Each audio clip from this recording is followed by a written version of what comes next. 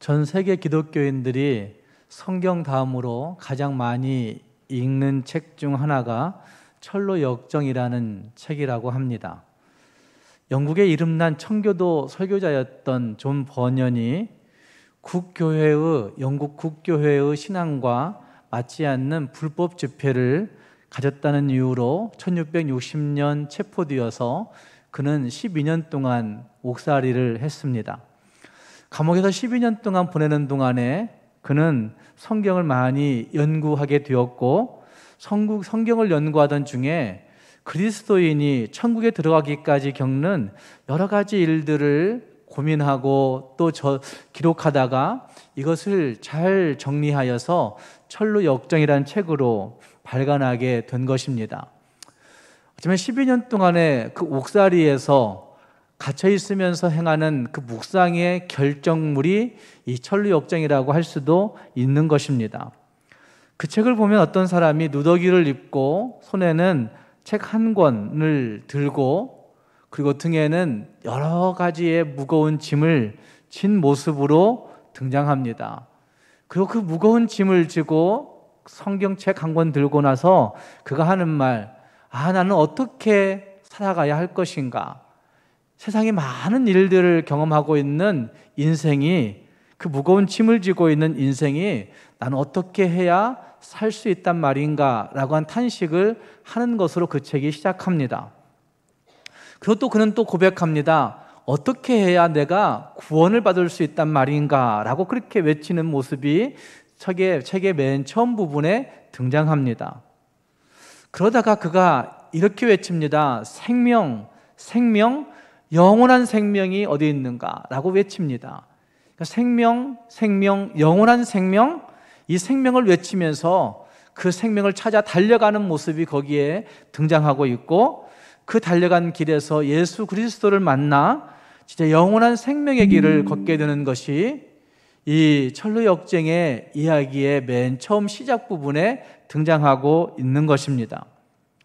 존 버년은 이 책을 기록한 이후에 후기 같은 서문을 기록했습니다. 그래서 그 책의 맨 앞부분에 기록되어진 서문이, 잘 읽어보면 서문이 아니라 그 책을 다 기록한 다음에 이런 일들로 인하여 고민하는 사람들에게 이 책을 읽었으면 좋겠다라고 기록하고 있는 것을 볼 수가 있습니다. 이 책의 주인공은 영원한 상급을 쫓는 어느 남자의 이야기라고 존 버년은 그렇게 이야기합니다. 그리고 그 남자가 어디로 와서 어디로 가며 무엇을 하지 않고 무엇을 하는지, 어떻게 달리고 또 달려서 영광의 문에 이르게 되었는지 하는 것을 보여주는 책이 이 책이라고 그는 기록하고 있습니다. 그러면서 존 버년은 이렇게 얘기합니다. 우울한 감정에서 벗어나 기분 전환하고 싶은 사람들, 유쾌해지고 싶은 사람들, 인생의 해답을 찾고 싶은 사람들, 깊은 묵상에 빠져보고 싶은 사람들, 내가 축복을 받은 백성인지 아닌지 알아보고 싶은 사람들은 이 책을 좀 읽어보라고 그 책으로 초청하고 있는 모습이 그 맨 처음 서문에서 나타나고 있는 것입니다. 그 기독교가 외쳤던 생명, 영원한 생명이라고 하는 이 외침은 살아야 할 진짜 의미를 상실하고 달려가고 있는 이 시대의 많은 사람들에게, 어쩌면 이 사람들이, 오늘 시대의 사람들이 외쳐야 되는 가장 중요한 외침이라고 저는 생각합니다. 빛 되신 그 주님을 향해서, 빛 되신 그 예수 그리스도를 향해서 우리의 시선을 고정시켜 놓고 진짜 생명이 어디에 있는지, 영원한 생명이 어디에 주어져 있는지 하는 그 외침을 외쳐야 할 때가 지금이라고 할 수 있다는 말입니다. 오늘 함께 읽은 말씀은 그 생명을 어떻게 소유할 수 있는가, 그 생명이 무엇인가, 그 생명을 소유한 사람들은 어떤 삶을 살아야 되는가의 문제를 우리에게 잘 보여주고 있는 말씀이 이 요한복음 5장 19절 이하부터 29절의 말씀에 잘 나타나고 있습니다. 오늘 이 말씀 살펴보시면서 우리에게도 기독교인들이 고민해야 되는 진짜 그 영원한 생명에 대한 그 간절함들이, 영원한 생명에 대한 그 갈망들이 다시 되살아나 그 영생 얻음에 대한 확신을 가지고 영생 얻음에 대한 기쁨을 가지고 이 땅을 살 수 있는 우리 모두가 될 수 있기를 주님의 이름으로 축복합니다. 먼저 함께 읽은 말씀을 통해서 볼 때 그 영생은 하나님께서 믿는 자들에게 주시는 가장 좋은 선물이 영생인 것을 볼 수 있습니다. 여러분, 예수 믿는 이유가 무엇입니까? 예수 믿는 가장 큰 이유는 어디에 있다고 생각하십니까?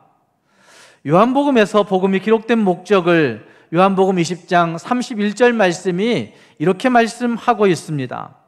오직 이것을 기록함은 너희로 예수님께서 하나님의 아들 그리스도이심을 믿게 하려 함이요 또 너희로 믿고 그 이름을 힘입어 생명을 얻게 하려 함이니라 라고 말씀하고 있습니다. 31절 말씀을 한번 다 같이 읽어보도록 하겠습니다. 오직 이것을 기록함은 너희로 예수께서 하나님의 아들 그리스도이심을 믿게 하려 함이요 또 너희로 믿고 그 이름을 힘입어 생명을 얻게 하려 하심이라 라고 말씀하고 있습니다. 책이 기록된, 성경이 기록된 이유는 하나님의 아들 예수 그리스도 이분을 믿게 하기 위함이고, 또 한 가지는 이 예수 그리스도를 믿음으로 말미암아 생명에 이르게 하기 위해서, 생명을 얻게 하기 위해서라고 말씀하고 있습니다. 믿고 영생을 얻게 하려고 이 성경책이 우리에게 주어졌다고 말씀하고 있는 것이죠. 그러니 영생이 없는 삶은 아무리 오래 산다 해도 그것은 별 의미가 없는 삶이란 사실을 우리는 분명히 기억해야 됩니다. 하지만 영생이 없는 삶은 아무리 행복한 삶을 이 땅에 살아간다 할지라도, 아무리 오래 산다 할지라도 불행할 수밖에 없는 삶일 것입니다. 왜냐하면 죽음 때문에 근심하고 또 결국에는 그 죽음에 이르게 될 것인데, 그 과정 속에서 온갖 억압과 온갖 좌절과 낙담과 온갖 시험과 유혹 가운데 허덕일 것이기 때문에 아무리 오래 산다 할지라도 영생이 없는 삶은 그것이 불행한 삶이라 할 수밖에 없다는 말입니다. 함께 읽은 말씀 24절 말씀에 이렇게 말씀합니다. 내가 진실로 진실로 너희에게 이르노니 내 말을 듣고 또 나 보내신 이를 믿는 자는 무엇을 얻어요? 영생을 얻었다고 말씀하십니다. 영생을 얻었고 심판에 이르지 아니하나니 사망에서 생명으로 옮겼느니라 라고 말씀하고 있습니다. 26절 말씀에서도 이렇게 말씀합니다. 아버지께서 자기 속에 생명이 있음같이 아들에게도 생명을 주어 그 속에 있게 하셨고 라고 말씀하고 있습니다. 생명이 전달되어 간다는 말입니다. 아버지의 생명이 예수 그리스도 안에 있는 것이고 예수 그리스도의 생명이 오늘 우리에게 전달되었다고 말씀하고 있는 것이죠. 오늘의 말씀은 그 좋은 영생이 우리에게 어떻게 무엇을 통해서 오는지를 잘 알려주고 있습니다. 24절 말씀에 내 말을 듣고 또 나 보내신 이를 믿는 자들에게 영생이 있다고 말씀합니다. 영생을 얻었다고 말씀하십니다. 내 말을 듣고라고 하는 표현은 예수님께서 증거해 주신 하나님의 말씀, 즉 복음에 합당하게 받아들이고, 복음을 합당하게 받아들이고 그 복음을 마음에 새겨두는 순종이 있는 자들, 이렇게 말씀할 수가 있을 것입니다. 그냥 단순히 말씀을 듣는 자들이 아니라 그 말씀을 마음에 새기고 순종하는 사람들, 그들을 의미한다는 말입니다. 또 나 보내신 이를 믿는 이라고 하는 말씀은 그 아들을 보내신 성부 하나님을 믿는 것을 가리킵니다. 조금 더 생각해 보면 구원 계획 안에서 그의 아들을 세상에 보내신 하나님 그분을 믿는 것인 거죠. 우리를 구원하시기 위해서 자기가 친히 육신의 몸을 입고 이 땅에 오신 그 도성 인신하신 하나님 그분을, 성육신하신 하나님을 믿는 것을 의미한다는 말입니다. 믿음이라는 것은 참으로 어려운 문제입니다. 그냥 세상의 여러 신들을 향하여 구도자의 길을 걸어가는 것, 그것을 믿음이라 하지 않습니다. 믿음은 하나님의 구원 계획 안에 들어가는 것을 믿음이라고 이야기합니다. 아니, 하나님의 구원 계획 안에 들어가는 그 무엇, 내 믿음이라고 얘기할 수 있는 내 행동이 아니라 하나님의 구원 계획 안에 들어서게 된 그것을 믿음이라고 성경은 우리에게 알려주고 있습니다. 하지만 그것이 선물이라고 이야기합니다. 그것이 우리에게서 난 것이 아니기 때문에 그래서 은혜라고 이야기합니다. 그 은혜로 주어진, 선물로 주어진 그 믿음 때문에 우리가 하나님의 구원 계획 안에 들어서게 되었고, 그 구원 계획 때문에 오신 예수 그리스도를 보게 되었고, 예수 그리스도를 느끼게 되었고, 그 예수 그리스도를 신뢰하게 되었고, 그 예수 그리스도를 의지하게 된 것, 그 모든 것들을 총괄적으로, 총체적으로 믿음이라고 한 단어로 표현하고 있는 것입니다. 그리고 그 믿음은 복음이신 예수 그리스도, 말씀이신 예수 그리스도를 향하여 순종하게 만듭니다. 그 순종이 어쩌다 맞아떨어지는 순종이 아니라 지속적으로, 능동적으로, 적극적으로 행하게 되는 순종이 있게 되는 것이죠. 나는 믿음 있는 사람이라고 이야기합니다. 그래서 어느 정도, 어느 순간 순종하는 것 같이 보입니다. 그런데 웬걸 조금 지나가서 익숙해지기 시작하면 왜 그렇게도 불평이 많아지는지, 왜 그렇게도 교회에 대해서 비관적이고 부정적인지, 왜 그렇게도 기독교에 대해서 자꾸만 안티가 되어지는지, 진짜 그냥 은혜로, 그냥 선물로 주어진 구원이 감격스럽다고 한다면, 진짜 그 은혜로 선물로 주어진 하나님의 구원이 내게 너무나 기쁨이라고 한다면, 그래서 그냥 그분을 신뢰하고 의지하고 바라보고 그분을 따라가고 있다고 한다면 그 믿음은 부정적이 될 수가 없는 것이죠. 어쩌다 맞아서 믿는 것이 아니라 하나님이 주신 그 은혜 때문에 지속적으로, 능동적으로, 적극적으로 그 말씀 앞에 서고 그 말씀 앞에 순종하는 그런 모습이 있게 된다는 말입니다. 또한 24절 말씀에 내 말을 듣고 라고 할 때 듣고라고 한 말씀과 단어와 나 보내신 이를 믿는 이라고 얘기하는 믿는이라는 이 두 개의 단어는, 동사는 현재 분사 능동태로 쓰여져 있습니다. 헬라어에서 현재 분사는 지금 그렇게 하는 것을 의미합니다. 옛날에 믿었던 그것이 아니라 지금 믿고 있는 것, 옛날에 들었던 그것이 아니라 지금 듣고 있는 것, 지금 듣고 있는 상태, 지금 믿고 있는 상태, 지금 살고 있는 상태를 의미한다는 말입니다. 영생은 이와 같이 듣고 이와 같이 믿는 자들에게 주어지는 것이 영생입니다. 영생은 이와 같이 지금 여기에서 예수 그리스도의 말씀을 전폭적으로 믿고 예수 그리스도의 말씀을 전폭적으로 신뢰하고 예수 그리스도의 말씀을 전폭적으로 따르는 자들에게 주어지는 것이 영생이라고 성경이 표현하고 있다는 말입니다.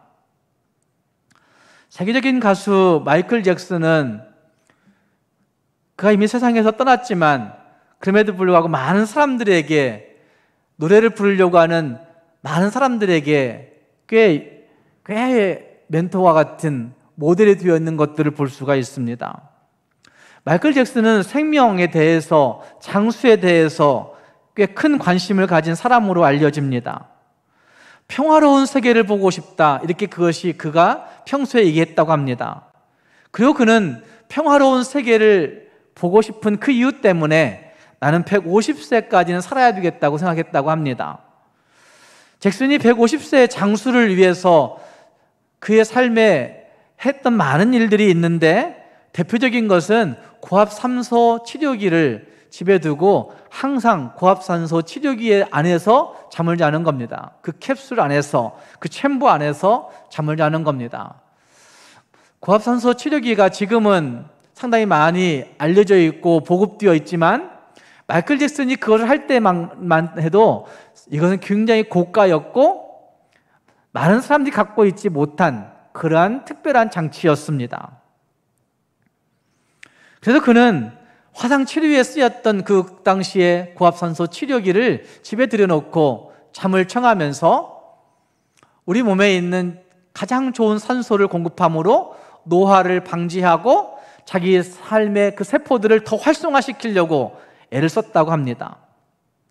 뿐만 아니라 그는 가끔 전기 충격을 받았다고 합니다. 왜냐하면 전기 충격을 통해서 세포를 자극하면 그 전기 충격을 통해서 자기 몸에 들어오는 새로운 에너지가 있을 거라고 믿고 신뢰하면서 좋은 기술자들을 통하여 몸에 유익한 전기 충격을 가끔 받았다고 합니다. 또 그는 여러 짐승들과 대화를 하면서 마음의 안정을 꾀하였고 음식과 과일도 가장 좋은 음식, 가장 좋은 과일, 채소들을 골라서 먹었고 뿐만 아니라 매일 비타민을 50정 이상씩 먹었다고 합니다. 그러면서 그는 영원한 생명을 추구했던 것이죠.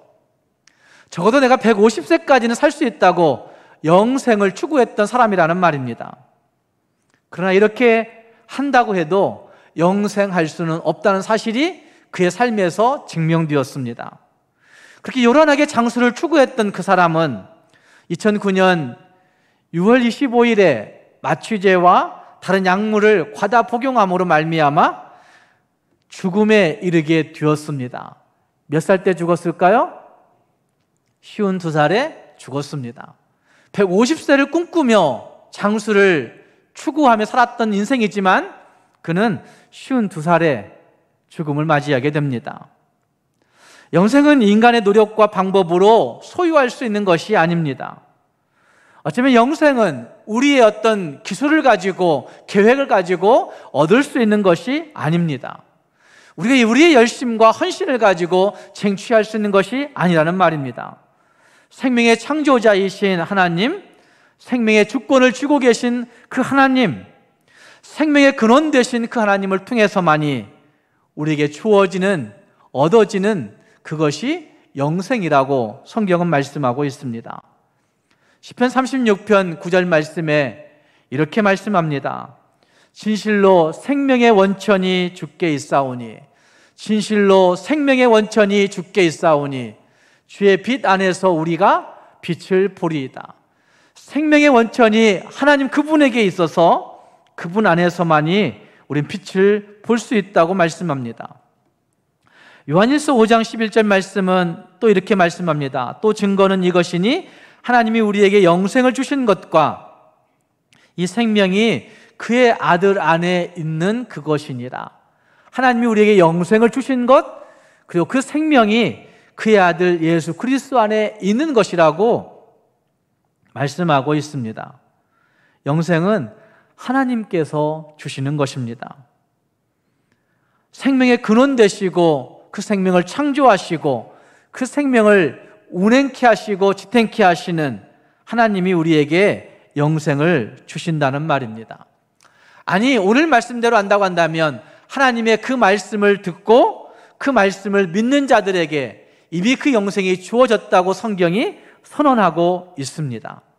사랑하는 성도 여러분, 믿는 자들에게 주시는 최고의 선물, 그 영생, 인간이 어떤 노력과 방법으로도 소유할 수 없는 그 영생, 그 영생이 이미 나에게 주어져 있음을 확신하면서 그 영생을 소유한 자답게 그 영생을 소유한 자로 확신하고 선포하며 살아갈 수 있는 우리 모두가 될 수 있기를 주님의 이름으로 축복합니다.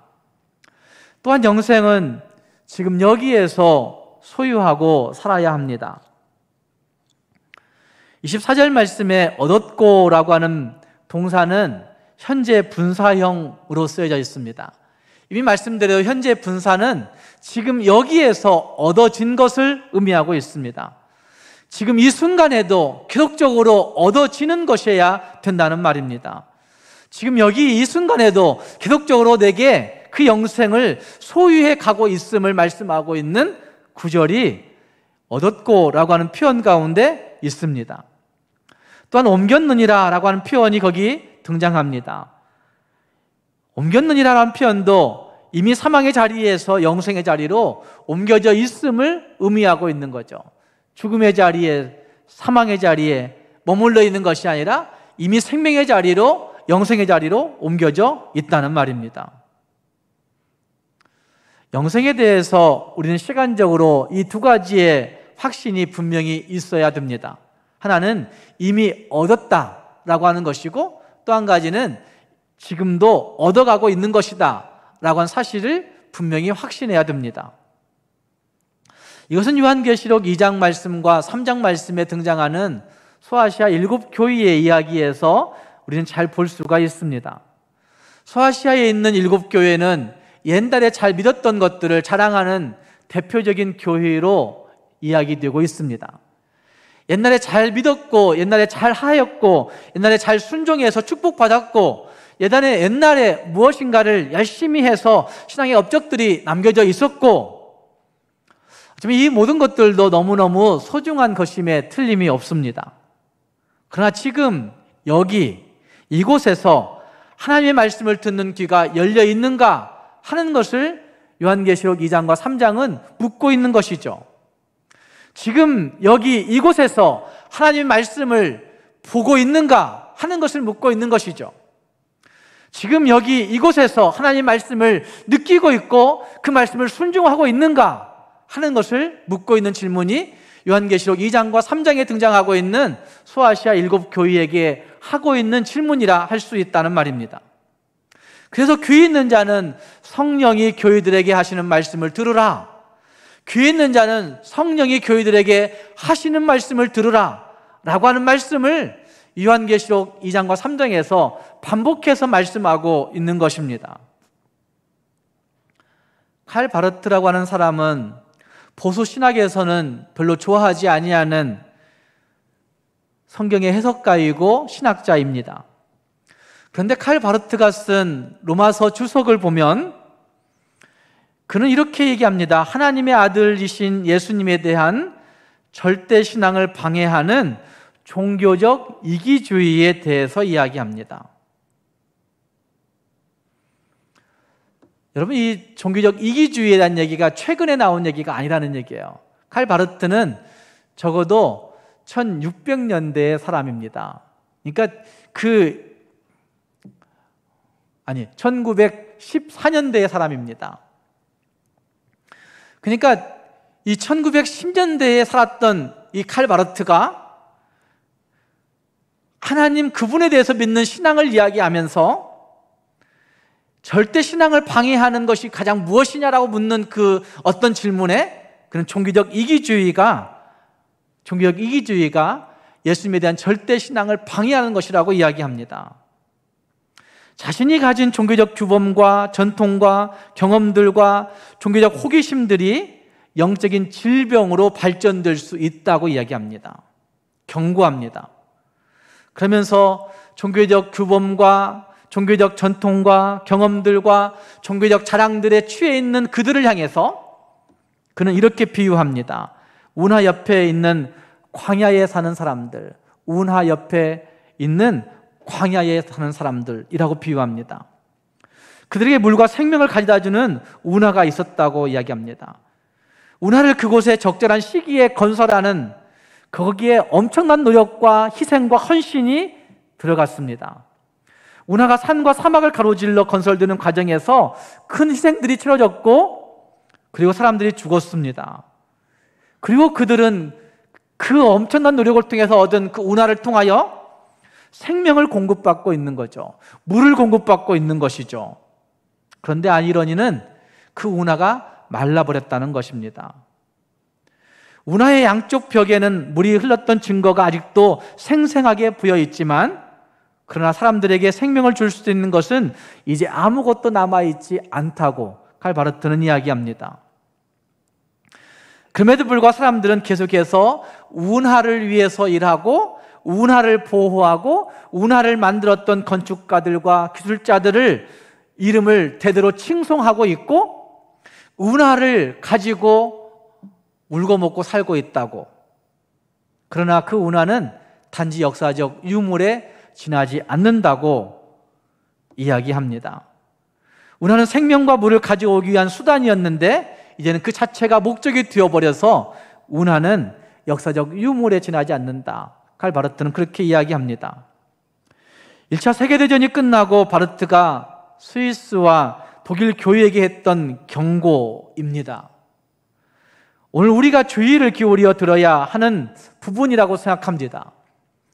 그러면서 그는 이렇게 얘기합니다. 나의 인생, 나의 교회, 나의 전통, 나의 교단, 심지어는 나의 성경이 지금 여기 이곳에서 하나님의 살아있는 도구가 아니라 나의 종교적 호기심과 종교적 욕구를 충족시키는 데 지나지 않는다면 그것은 역사적 유물에 지나지 않는다라고 기록하고 있습니다. 1914년부터 18년 정도까지가 세계 1차 대전이에요. 그것이 진행하고 난 다음에 스위스와 독일의 교회를 향하여 이렇게 경고했던 겁니다. 오래전에 인도네시아 수마트라 섬의 북부 지역인 메단을 간 적이 있습니다. 아체까지 올라가려고 했는데 아체까지 못 갔고, 아체는 최근에 한 몇 년 전에도 그 화산 폭발이 있었던 극렬 이슬람 교도들이 있는 동네입니다. 바로 그 밑에, 거기서 조금만 더 가면 되는데 그 밑에 메단까지 가봤는데, 그 메단 지역이 1600년대에 네덜란드의 식민지 지배를 350년 동안 받았던 동네입니다. 350년 동안 네덜란드의 지배를 받으며 그 지역은 기독교 문화를 꽃피웠습니다. 그리고 지금도 가보면 오래된 교회가 있습니다. 그 교회가 세운 학교가 있습니다. 그 지역의 문화는 약간은 기독교 문화가 냄새가 많이 납니다. 그들이 쓰고 있는 물품들, 의상들, 그리고 그림들, 상당히 많이 기독교적인 냄새가 나는 것을 볼 수 있습니다. 그런데 그 동네는 예수를 알지 못합니다. 예수 생명을 누리지 못함으로 말미암아 황폐하게 되어버린 그러한 동네가 되어 있습니다. 영생은 글자 그대로 영원히 사는 생명을 의미합니다.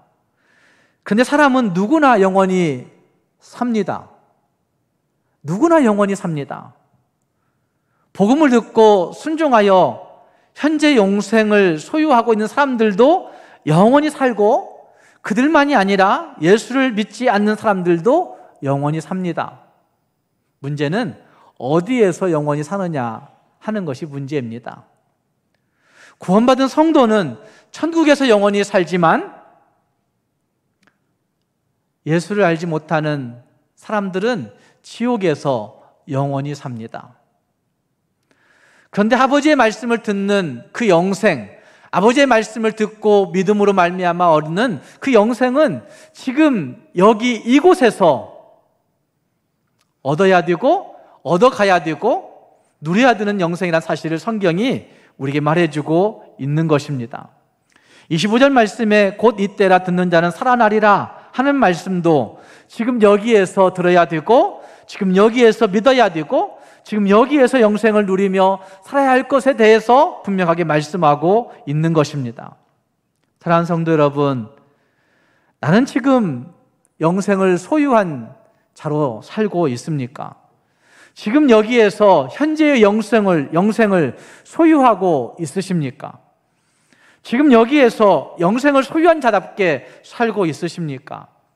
물어볼 수 있기를 바랍니다. 그 영생을 소유했다고 한다면 하나님과 깊은 생명의 관계를 누리게 되는 것이고, 하나님과 깊은 생명의 관계를 누림으로 말미암아 어떤 시험이나 유혹이나 좌절에도 넘어지지 아니하고 그 영생 때문에 자신 있게 이 땅을 살게 되는 것이죠. 예수님 만나는 삶은 매일매일 새로운 삶 아닙니까?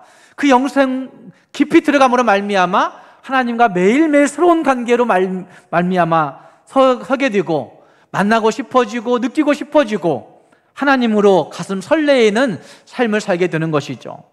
C.S. 루이스도 그런 관계를 이야기합니다. 천국은 날마다 만나도 가슴 설레이는 것이다. 첫사랑의 향연과 잔치가 있는 곳이 천국이라고 이야기합니다. 영생을 소유한 자들은 이런 관계가 주는 은혜가 매일매일 넘치는 것입니다. 사랑하는 성도 여러분, 오늘 나에게 이 영생에 대한 확신이 있는지 물어볼 수 있기를 바랍니다.